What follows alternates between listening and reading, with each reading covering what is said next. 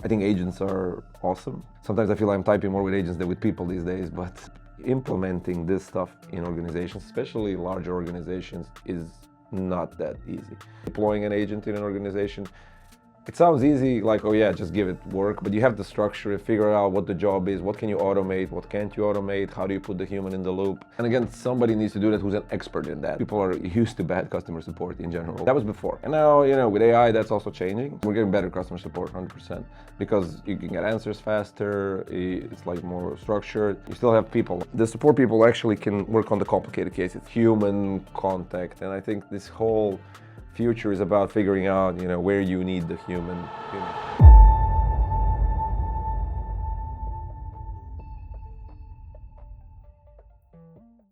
This episode is made possible by SaaS 2026, where SaaS meets sea and sand.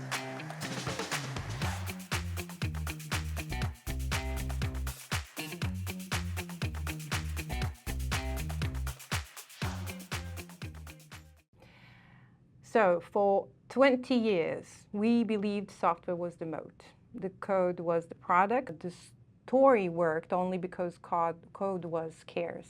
So building software was hard, slow, expensive, and whoever built it best won. You trusted the vendor because the software was good. It did the thing, it helped you achieve the goal, do the job. Now code is cheap, we can see a shift. Productivity software leaders especially are investing heavily in go-to-market and forward AI automation deployment. My guest today, Tomislav Car, has spent 10 years building the productivity software Productive, one of the most successful Bootstrap SaaS companies in Europe. And I am speaking with Tomislav about what changed, where trust and value sit, and how he is thinking about building Productive moving forward. So welcome, Tomislav, to the Trust Moat Podcast. Thank you for being here. First question is basically, are you having fun at SaaS tonight? Yeah, I'm actually having a lot of fun. It's a very good conference. I think, it started a couple of years ago, and I think it was really needed in the local ecosystem, right? That you kind of have a conference that's more around the business of SaaS and not so much the technology in a sense. And that comes from the technology/founder, someone who is in technology, but also... Yeah, but it's like you're talking about sales, you're talking about marketing, yes. You're talking about, but also product. It's not, specific to any of those things, and I think it's a good conference, yeah, very good. So Productive has around 40,000 users on the platform, and that's, you've been around for 10 years. That's a slow, deliberate curve. Some would say slow, considering the things. In a category where competitors raised hundreds of millions of dollars and they flamed out. And why didn't you? I mean, our whole origin story is a little bit complicated. We were first spun out of a software development agency where it was kind of product was developed as an internal product. Mm-hmm. I was running the agency and I wanted something else. I wanted a different type of product that solved some of the problems that I saw there, mostly related to finances they are kind of connected to the actual productivity. So not just productivity, not just time tracking, but the whole finance aspect of it, which is important for agencies. And so we were growing that in parallel, and then at some point we kind of spun off. Mm-hmm. And I've been doing it like full-time for the last 4 years, I would say, because I was doing kind of both jobs at the same time. Yeah. I was doing both jobs at the same time, and about 4 years ago, I left the previous business and just started focusing on this full-time. So you're all in, right? In Productive. That's basically what happened. So it's kind of like the story is a little bit. There were some side quests on that journey. Okay. And what made you, think now is the time I really need to be fully dedicated? We started growing at some point. We just hit like product market fit, and we were like, okay, I have these two businesses that are both doing well, but I can't run both. Can't have my focus. That's not just the way I would like to operate, and decided to just focus on this fully, and started growing it, and it's been going really well the past couple of years. I can see that. So my question was, you didn't raise any money. No. You decided, was it purposely? Yeah, it was mostly purposely, yeah. I mean, we had money from the previous business, so we're kind of like your own investor for a while. And we just started getting users, started getting customers, started getting revenue. I don't say that, like, I always get this question from people, like, why and would you do it in the future? And the answer is maybe, of course. If I needed it, I just didn't need it at the time. We were able to kind of build the business up from revenue, and it gave us the freedom to do stuff in our own way, the way that we like to do it. And it's kind of like, I appreciated it. But also, if I did need money, I would just go and try to raise it. And your clients at Productive, they trust you to do something for them, and that something is a reason for your growth. And what is it exactly? Our customers basically use our software to run their, let's say, entire business, or the operation of their business, which... We're talking about the marketing agencies, the different type of agencies selling their services. Yes, right? Exactly. So when it's marketing agencies, sometimes it's software development shop, consulting company. So anybody that's the majority of our customer base. Anybody that's selling their time and their services to somebody. And, we usually gear towards, let's say, a larger side. Larger in the agency space would be anything over, let's say, 30 people or 50 people. And then at some point you have to manage that. You have to manage those people, manage their time. What projects are you making money on? What projects are you losing money on? Reporting around that, all of this stuff. And you get all of that out of the box with us. And that's kind of like one angle around it. The other angle is just we bring a lot of different functionality into one platform, and that's what people like. They don't want to use a bunch of different, we say, tool stack. Somebody also called it Frankenstack, so like a bunch of different tools interconnected. They like the idea of having one integrated platform, which in the age of AI also makes even more sense, because now all of this data that's integrated in one platform can be used by AI. There is an argument, because now you're explaining a little bit about your product and the value that you're bringing to your customer base and where that value sits. And you mentioned a few things there. And there is an argument in the productivity software that horizontal productivity tools become commodities, and only vertically deep or workflow embedded tools survive, especially now where AI is kind of chipping away quite a bit of different types of, let's say, jobs to be done, can be done through AI interface. Where do you think you actually sit on that spectrum of? I think the whole category, like, stuff is happening there, and there's like basically two main components of it. You have the system of record, which is where the data sits, the platform or whatever you call that, but let's just call it the system of record. And then you have the agent, which would be an AI agent that you're talking to or that does work itself. So in the past, what did productivity software look like? You log into some dashboard, you click around, you drag UI elements, buttons, fill out forms, you do that type of stuff. Now you got this new system where you can just talk to it like a person, right? But in the background, it still needs to do all the same stuff. It still needs to store the data, it needs to analyze the data. I would argue that it's even more important to have a good platform that handles all of this. Platform in a technical sense, or platform that is embedded deeply in a specific vertical and knows how that vertical works? Yeah, I think both of those arguments. I mean, people are still going to need horizontal software, people are still going to need vertical software. I'm just trying to say, what with the age of AI, what I think is changing, like the interface is basically changing. So more people are going to talk to these systems. And then there are other things happening in that, like that these systems can now build their own UIs, but again, it's on top of some workflow, some platform, something. Now, vertical versus horizontal, I don't know. I think I don't think that's changed that much. Like, still you had advantages and disadvantages of vertical software, right? We're more a vertical software, but all vertical softwares try to be more horizontal. At some point. They want to grab more. Exactly. You want to increase your TAM, and all horizontal software starts to verticalize, and then that's why you always see some like specific, in the websites, like for industries, and then that's kind of, they're trying to verticalize it. So everybody's trying to move across the value chain, I would think, in different directions. Are there any specific risks of moving vertically and moving horizontally that you can see? I think, vertically, potentially it's a smaller market. That's kind of like the risk of going into a smaller market. Aren't you vertically more integrated? Yeah. I think we're vertical. Horizontally, we're vertical with expanding horizontally. yeah. And then for the horizontal solutions, the markets are huge, but typically, it's hard to get, like, they're generalized tools, right? Horizontal tools. So you can't, it's not like a really good workflow for everything, right? So if you want like a really good workflow, typically you go with a vertical tool. At least that's what we're seeing. And rarely do we see people moving off of vertical tools to horizontal. It's usually the other way around. It's usually people using horizontal tools, starting off with that. I think the canonical example of a horizontal tool is Excel.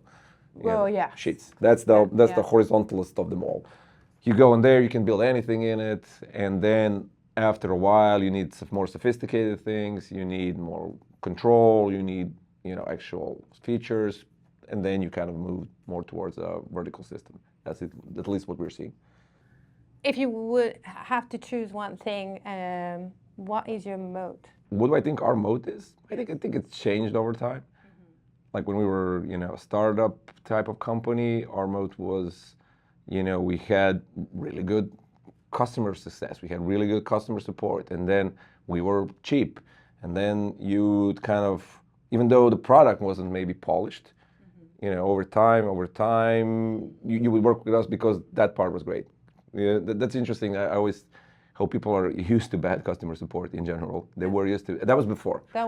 Yeah, and now, with AI, that's also changing. So do you think AI is giving us better customer support? Do you trust more AI? Do people trust more AI? I don't think, I think, yeah, we're getting better customer support, 100%, because you can get answers faster, it's like more structured. You still have people, like, at least that's what works with us. You have people that are running the whole customer support function, but not so, for the point is that all of the stupid, I forgot my login questions that kind of repeatable, that like 70% of your time. Exactly, and then the support people actually can work on the complicated cases. We have complicated cases. It's more like helping. It goes more towards like forward deploying with the customer and helping them kind of solve their actual problems versus, this is where you go to get your login, right? So we're trying to move up that stack. But your question was about moats. So I would say, when we were early, these types of things were moats. And then we were building out the product. Right now, I would say, the depth and the breadth of everything that we've built inside the platform, especially financially, like all of the different ways we do. It's all very technical, specific to agency, but like revenue recognition and a lot of this stuff. It is pretty complicated, and I think that's a good product moat for us. That's at least what we're seeing and why people are choosing us instead of other solutions. So you would say your moat is a product right now, and if I say our competitor with a 6-person team right now can spin up productive in like 2 weeks, does that scare you? Because that's not true. They can't. That's basically it. And why?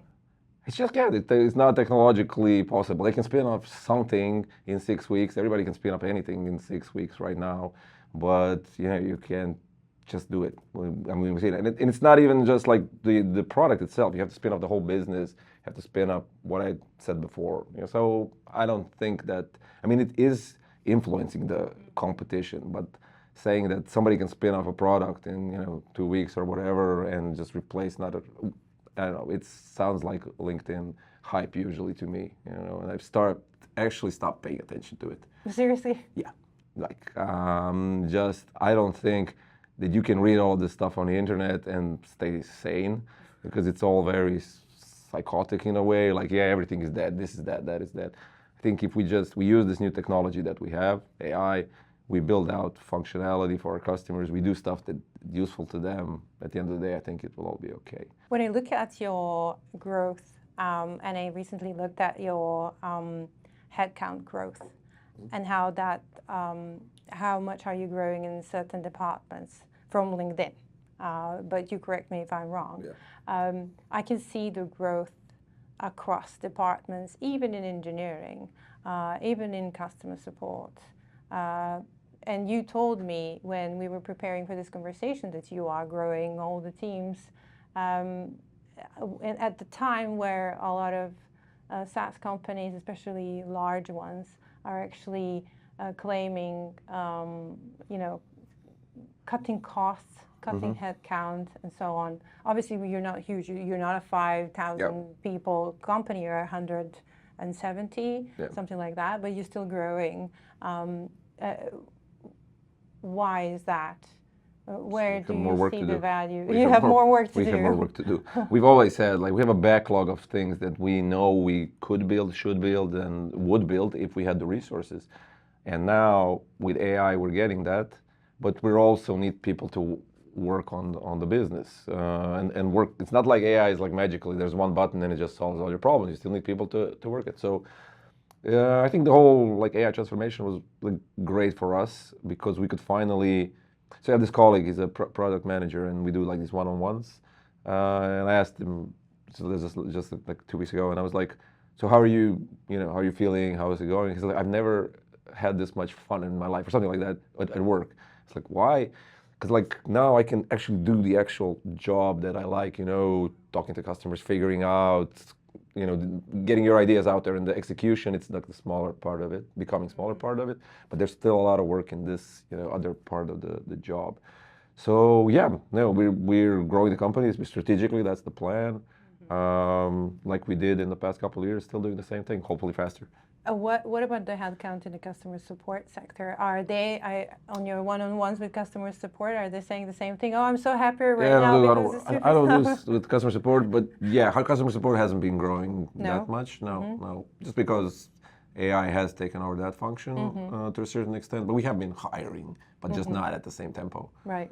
So you're not cutting off like a human No. level of customer support. No, we still need those people, like I said, for the complicated Yes. human contact. And I think this whole future is about figuring out, you know, where you need the human contact. It's very interesting because we do, you know, with our customers, we do also like research and talk to them about their business, right? Agencies.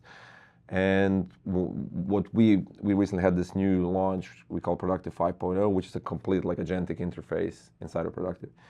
And we were talking to them and trying to figure out like what AI could do for your business as an agency. And they're like, they just want to get rid of all the like admin work, you know, building reports, writing up reports, meetings, whatever, meeting notes, anything like that. But they don't want AI to do like customer relationships. They don't want that part. They just want to kind of, they also the work that they actually enjoy doing, like strategic, creative work, all of this stuff. I call it like human embedded work, deployed work. And I had a couple of conversations here that actually say the companies that understand at the times where work is shifting and changing, where the real human, personal relationship building value lies and how to utilize that are actually going to win because the trust is in that human layer. And it's shifted now. It's more obvious that it's in human layer right now where it's not that difficult to I think build a that product. in general makes sense. Yeah. There are 3 patterns that I've seen in this category of productivity softwares right now. Monday is scaling human services. So they believe trust scales through people. Exactly what I just mentioned. I found out speaking to a couple more executives.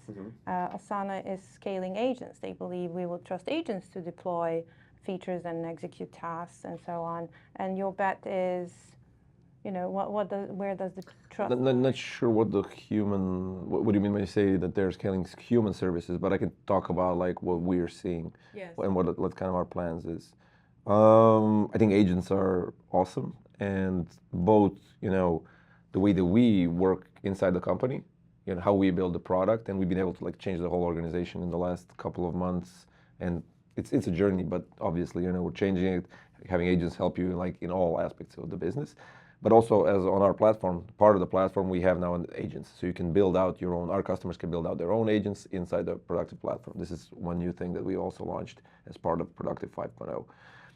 What I'm trying to say is basically that I'm big on agents because I think they are very, and I just told this the other day, I was like, sometimes I feel I'm typing more with agents than with people these days, but it's kind of like half and half maybe. So I'm big on that. On the other hand, what we're seeing is that implementing this stuff in organizations, especially larger organizations, is not that easy. People are not, it does take a certain degree of like, it's somewhere between technical and non-technical, right? Deploying an agent in an organization.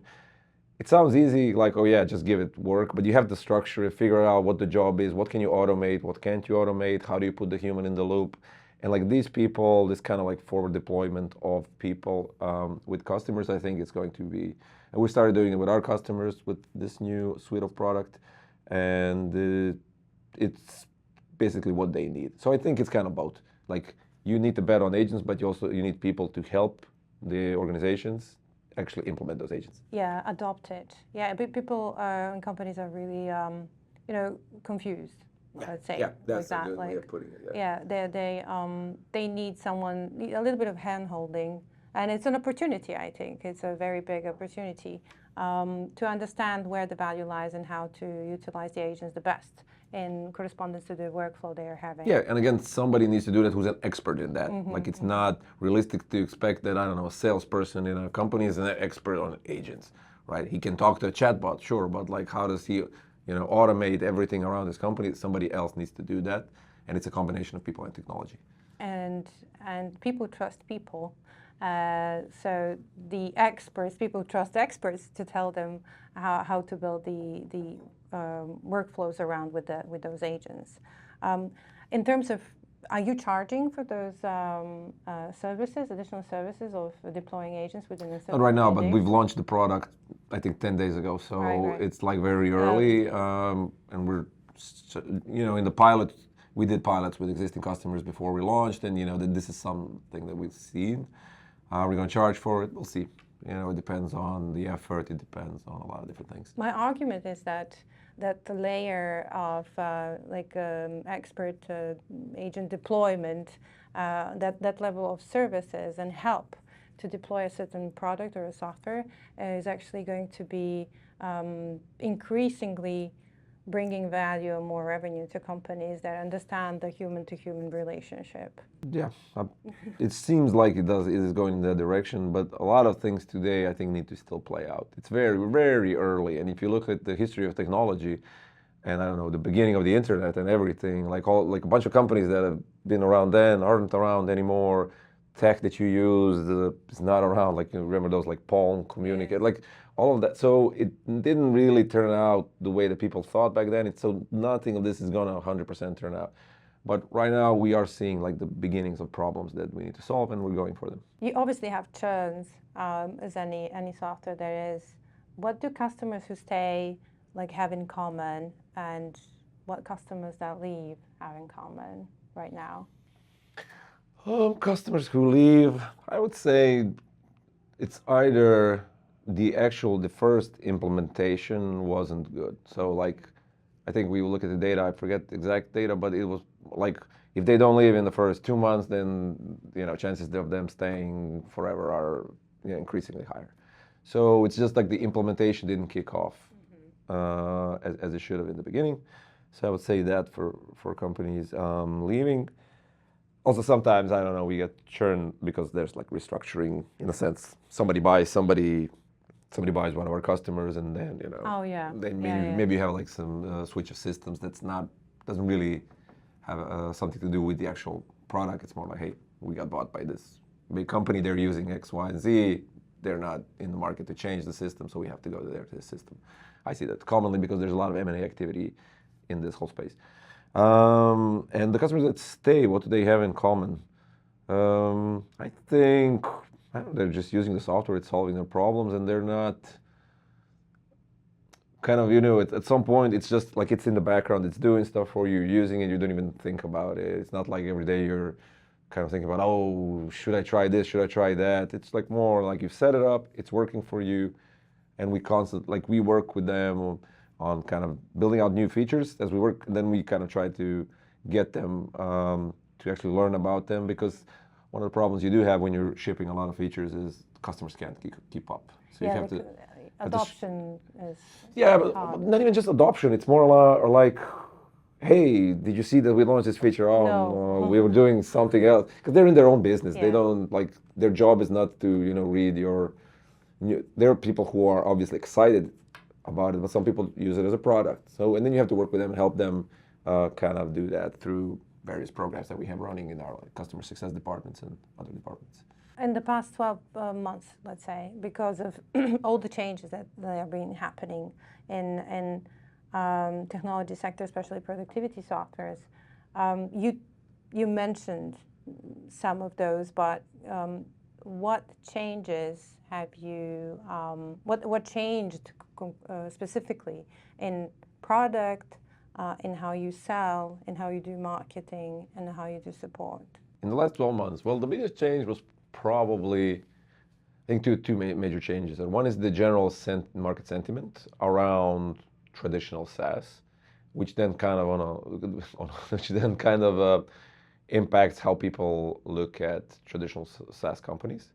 I think that kind of like changes dynamics, and I think a lot of people in the market are like worried, and valuations are dropping, and it's kind of like sometimes also strange to see a company like the revenue is going up, but the valuations absolutely going down yeah, next day. I mean, it makes sense if they're, but then it doesn't. Basically, they're betting on that this company won't have a business model in the future, which I don't think is realistic. But the market has its own opinion. But that kind of influenced the general market. The other thing is the coding models got really good, the LLM models, but specifically for coding. And that unlocked a bunch of different opportunities, and that unlocked a lot of productivity for companies that have embraced that. So we went all in on basically embracing the new way of working, the new way of building software. And we just had to rebuild a lot of functions inside the company, the way that they work. We're still in the process of that. But it is kind of like you have a feeling that you're like a startup mode. Like it's not the same game you were playing for the last couple of years, and that changed, I would say, in the last maybe 6 months or something like that. A lot of the gains are specifically in engineering and product. You get gains in other departments like sales. Support has already, like we've been doing AI support for a while now, for like I think 2 years. That was good even before, but specifically coding was kind of got there in the last 6 months. What about sales and marketing? Sales and marketing, I mean, marketing, you just get a lot of different unlocks for stuff that kind of you could have done before, but it took a long time. Yeah. And that kind of like, you can just do more, and you can do more detailed stuff, you can do more personalized stuff. So like, my just example would be like all of your sales calls. Like before, then now you can just take all of them, and they're an asset for your marketing department. You can figure out, what are the pain points and stuff like that from all of this. You can do that before. I mean, they would have to, I know how we did it. Marketing people went in and they read the sales call, or they would go to the sales call with very painful. Yeah, it's slow and everything. So it's the same idea. It's just unlocked now because you can now do it in 5 minutes and not 5 hours. And you said yourself, you're still going through that transition, like you're implementing AI and coding. You had to transform the way you do and you build. That's normal. And looking into the future, not very far away, but what's the split between the headcount and engineering departments and the go-to-market departments right now? It's hard to say. We've, to be honest, my strategy right now, and ask me again in 2 years, is not to change that a lot. I think. So the split. I don't think we'll need. If the question is 50-50. Yeah. So if the question is, do we think that we need less engineers in the future? I would say no. But more go-to-market people. I think the split, I think, will remain similar. I think the roles will change. Mm-hmm. So I think that people who have been doing like engineer, product, designer, like this is the trifecta of let's say a product team. Like all of this is blending a little bit together. So now we have product managers who are shipping features. We have designers who are prototyping and coming out with like this crazy. It's not Figma. It's clickable. It's an app. Yeah. It's on our platform. We can try it out. We can try it with customers. We can give it to customers. Mm-hmm. So all of this stuff. On the other hand, engineers are now like writing the specs, basically reviewing them. So they're closer to the actual product work. And I think the engineers of the future will need to be more interested in the actual, more product managers, like a product-minded engineer. I don't think it will be the same role, because you hear, ideas that it should be the same, that it's going to all blend into one thing. I don't think it will blend into one thing, because these people, their personalities are different for a reason, right? But is it coming closer? Yeah, it is. But we still need all these people. We do I think we'll need more of the product-oriented people because we'll have more ideas that we need to figure out, should we do, how we're going to do it, what's the best way, do more research, talk to more customers, and you can't automate that. Like, I mean, you can, but it's very strange to send a robot to talk to your customers, I think. Have you tried it? No, but we have tried, we've read some scientific research around user research with AI, and there's two camps there, right? That it's going to take over, and that it's not. I don't think so. I think it's good for automated research, but for the actual, talking to people, I think you need it. And you're bootstrapped.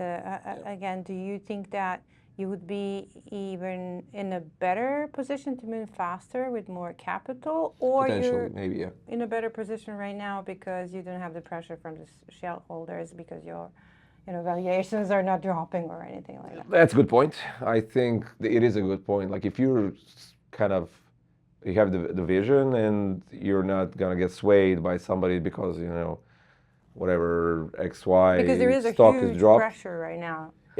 Yeah. So I think that is good for us. But in the other sense, we're going to need to do a lot of investment in the actual building out of the agentic functionality. And we've done it already, but potentially I think we can do more there also. So there's like pros and cons, like everything in life. Yes. Do you have moments where clients are saying, we're building a system internally and it's going to be good enough? Not that much. No, we've heard it, but actually, we had this before. Like typically, when somebody would come and use our move as a customer, they would be migrating off of something. That something could be like I said, a Frankenstack, a bunch of different cobbled together tools.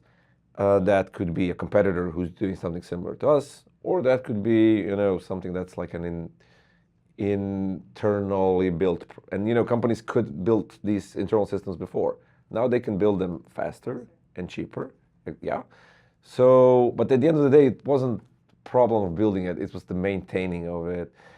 I always talk the story. There's always one guy in the company that built it, and then he left, and then nobody knows how it works, and then you have to chase down somebody to fix, because and bugs happen, and if you want to build on it. So it's an endeavor. It's an internal program, and at the end of the day, you need to see, is it worth doing it? Maybe yes, maybe no. We hear it now sometimes, but not that often, to be honest. I thought it was going to be more. Yeah, you must be ecstatic that it's not happening, right? You probably are kind of it's not sticky, and people see the value. Yeah. I mean, we'll see obviously how it plays out. I think we as an industry and we as a product, as a company, everything need to change, because I understand why people would want to build these tools. So we need to change and kind of provide them with the stuff that they want, and they usually want flexibility. Mm-hmm. That's what they want when they build their own tool. Right? You want something that works the way you want to work. And we have to kind of improve that we can offer that to them. I heard someone telling me that was using a big name productivity software.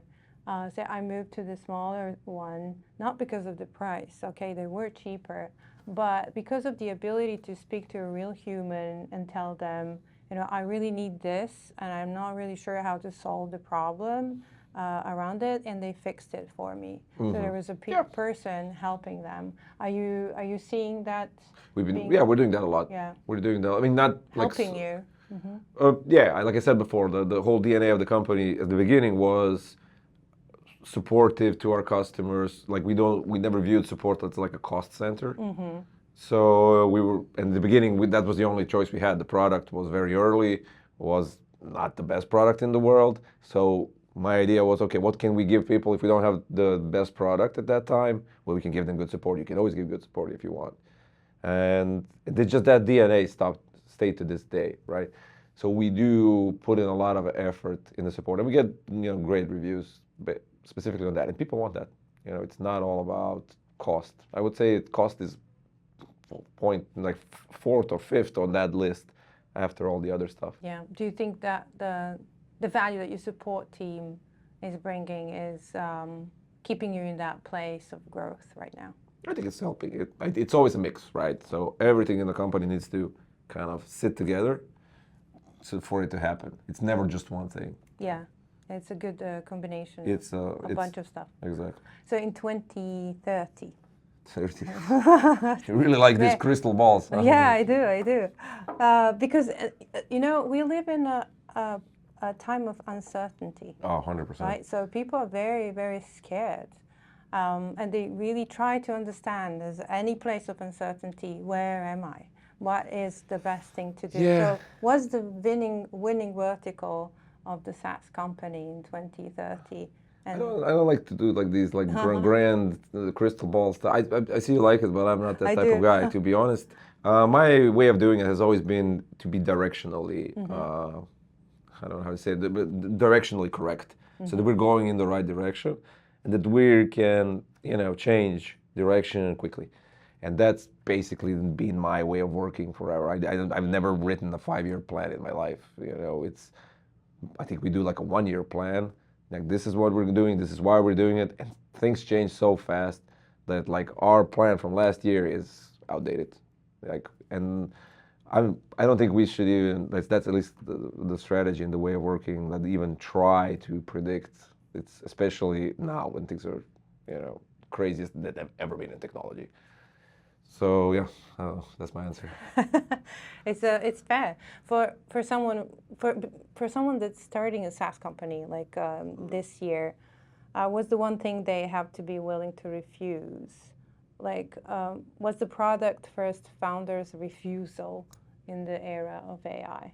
Refusal in like why they should refuse to do, or what's the way of thinking or doing that they should not go for? Well, what's the common trap right now? The common trap. I think the most common trap right now, and it's a hard trap, is if you're starting a new business and what you're doing, it's always been a problem if your new business is a feature and not a product. So in the past, it was more like, oh, you built this feature and then, I don't know, HubSpot builds that feature in their platform. And like, if your whole business model is, we're this thing that, I don't know, HubSpot hasn't built yet. And like a very specific, narrow type of thing. So you're not like you're not a platform, you're not an operating system, you're more like this one thing.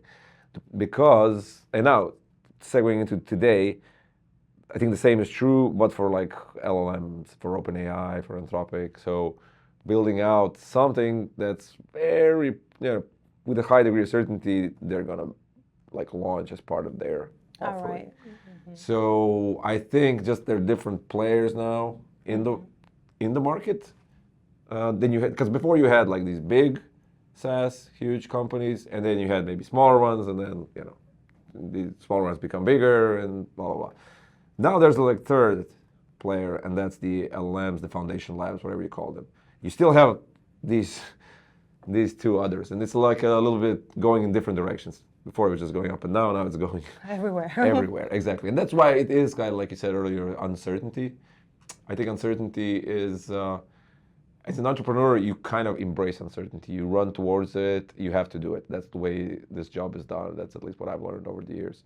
And I specifically say job because I think entrepreneurship is like, it is a job, but it's also a characteristic of people. And now it's uncertain for everybody.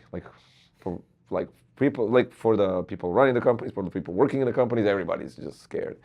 And I think people should just chill out a little bit. I think you can't do the best work of your life if you're like reading every other day how you're going to get replaced or how your business is going to die or something.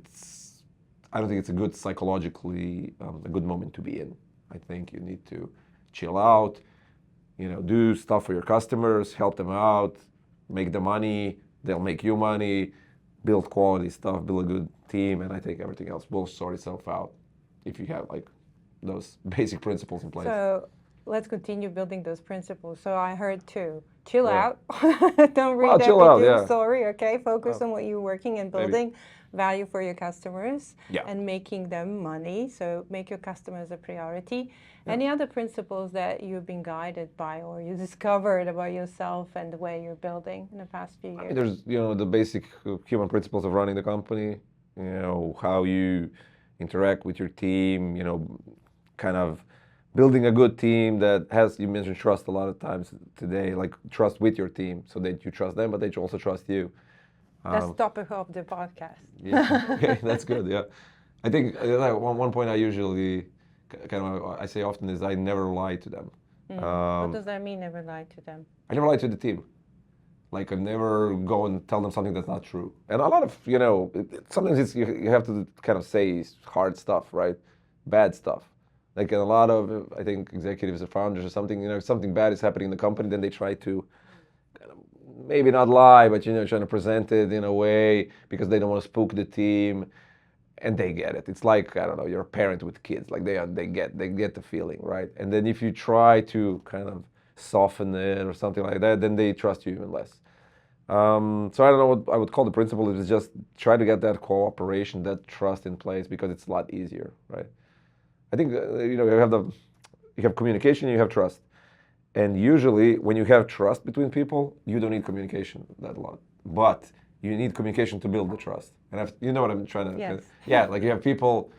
It's like in relationships also. Like if you know each other really well, like your wife or your husband or somebody, you don't have to talk about stuff, right? Because you know that it's like that. But if you don't know each other and you're constantly suspicious, then it's like, oh, what is this? What is this? There's a lot of back and forth. There's a lot of back and forth and communication happening there. And you kind of lose, or you have to invest a lot of time then in communication if there is no trust, and you kind of lose the momentum. Exactly, and the same with companies, right? If you trust each other, you don't have to talk about this a lot. Just go and do the job. I don't have to tell you how or why. I trust that you're going to do the best that you can, but you have to build that up. So that's why I'm not a big fan of these like sweeping layoffs. And I get that you have to do it. If the business is in crisis and you just have to do it, you have no choice. I think it is what it is. But in a situation where you kind of built out the team and I think it's an asset to itself and you're just doing it for, not monetary reasons, but hey, we're going to cut this. I don't know. I'm not a big fan of it. I get it if you have to do it, but I try to avoid it. I've always tried to avoid it. So we touched on relationships, we touched on trust, we touched on don't focus on too much on what's the buzz around there, just focus on building value. Anything else you would like to add? Yeah, I don't know. I think that's it. It's probably other stuff, but maybe for another podcast. We have time. Yeah. A little bit of time. Yeah, I don't know. I think when I say don't focus on the buzz, it doesn't mean like ignore it completely. So I don't want to come off as that. I think you need to be especially today, very diligently tracking what's happening with all these new technological developments, right? I usually compare it to like when iPhone and Android showed up. I was doing the other job before where we were developing mobile apps, and I remember every WWDC, they came up with new stuff and new Android. We were like, we would meet the entire company, we would watch this religiously because it was happening, it was very dynamic, the new stuff was showing. And after a while, it just stopped. I mean, they still launch new stuff, but it's not that dynamic anymore. We are in that moment, where it's changing quickly and you need to be on top of it. And stuff that you've maybe tried doing with AI 6 months ago might work now. So you have to constantly reevaluate. So all this stuff, you have to be in it. I think founders need to be, I think that's a good principle. We've kind of, as a company grows, you get more and more management levels. Mm-hmm. So you have more people managing people, and they're doing less of the actual work. It was the nature of the company. And lately, it's been just flattening more. So you have people who, from all levels of the company, you have CEOs coding with agents, building stuff, trying to figure out technology, the whole founder mode thing, where you as a founder go really, really deep. I was really deep before also. I was really deep in the product. So it wasn't strange for me. But, we moved people who were more managerial roles back into, we call it, to the trenches. Go in, because you can't manage people and tell them how to use AI if you don't do it yourself. If you don't do it yourself, and if you're not the best user of it. And it's just a reset. So yeah, this whole founder mode and to the trenches, this was very useful for us. Tomislav, Car, everybody, thank you so much for dedicating this time to have a conversation. Thank you for inviting me. Awesome.